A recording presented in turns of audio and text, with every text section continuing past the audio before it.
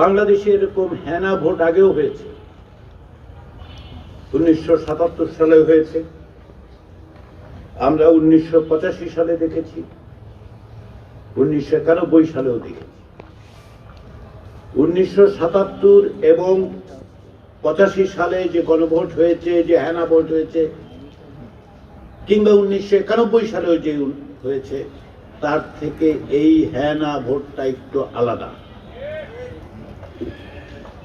77 এবং 85-তে যারা ক্ষমতায় ছিলেন তারা আমাদের কাছে, বাংলাদেশের নাগরিকদের কাছে প্রশ্ন করেছেন যে আমাদের একটি কর্মসূচি আছে, এজেন্ডা আছে, আমরা ক্ষমতায় থেকে সেটা বাস্তবায়ন করতে চাই, আপনি হ্যাঁ বলেন অথবা না বলেন।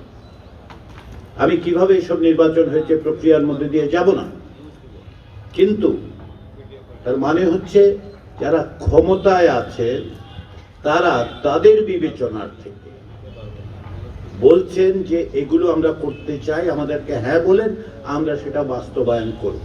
তারা করবেন, তারা ক্ষমতায় থাকবেন, তারা বাস্তবায়ন করবেন। কর্মসূচির সারবস্তু নিয়েও আমি বলছি, খেয়াল করে দেখুন, ওনারা ক্ষমতায় থেকে বাস্তবায়ন করার জন্য আপনার সম্মতি চাচ্ছে।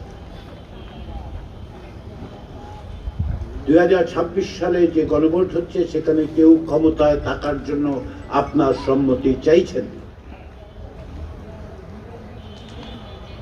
12ই ফেব্রুয়ারি যদি এই গণভোট এর মধ্য দিয়ে ইতিবাচক ফলাফল আসে, যেটা আমরা আশা করছি, যার জন্য আমরা চেষ্টা করছি, যার জন্য আপনাদের সকলের চেষ্টা আছে, তাতে কি হবে?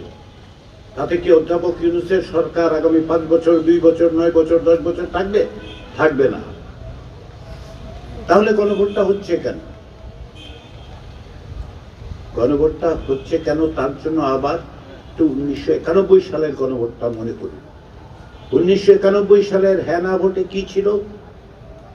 জাতীয় সংসদ তৈরি হয়েছে, আপনারা ভোট দিয়েছেন, প্রতিনিধিরা গেছেন, তারা সিদ্ধান্ত নিলেন, যেহেতু তারা মনে করে অধিকাংশ বাংলাদেশের নাগরিক রাষ্ট্রপতি শাসিত ব্যবস্থার বদলে সংসদীয় ব্যবস্থা চান, তারা সেইভাবে সংবিধান সংশোধন করে আমাদের কাছে জিজ্ঞাসা করলেন যে এটাতে আপনাদের সম্মতি আছে।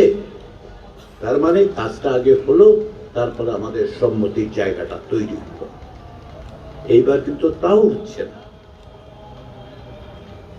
এবার যেটা হচ্ছে, সংখ্যাগরিষ্ঠ দল সংখ্যালঘিষ্ঠ দলের বিষয় না, এবার প্রথমে আপনাদের কাছে আসা হচ্ছে, বাংলাদেশের নাগরিকদের কাছে আসা হচ্ছে যে আপনারা বলুন 54 বছরে আমাদের যে বিচার ব্যবস্থা তৈরি হয়েছে সেটাকে আমরা অব্যাহত রাখবো। যেই বিচার ব্যবস্থা বলে রাষ্ট্রপতি একটা দণ্ডিত অপরাধীকে ইচ্ছা মতো তিনি মাফ করে দিতে পারেন, সেটা আপনারা রাখতে চান না চান না? সেটা বলেন তো, চান না চান না?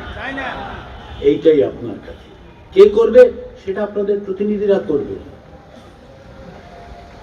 সেই জায়গায় আপনারা যাকে ইচ্ছা প্রতিনিধি পাঠান, আপনার দল ভিন্ন হবে, মত ভিন্ন হবে, আপনার পাশে যিনি বসে আছেন তিনি এক দলে ভোট দেবেন, আপনি এক দলে ভোট দেবেন, আপনার বাড়ির লোক অন্য জায়গায় ভোট দেবে, দিন। সেটাই হচ্ছে গণতন্ত্র, সেটার জন্যই আমরা লড়াই করেছি 16 বছর। কিন্তু দেশটা চলবে কিভাবে, সেই জায়গাটাতেই আপনাদের কাছে আসা,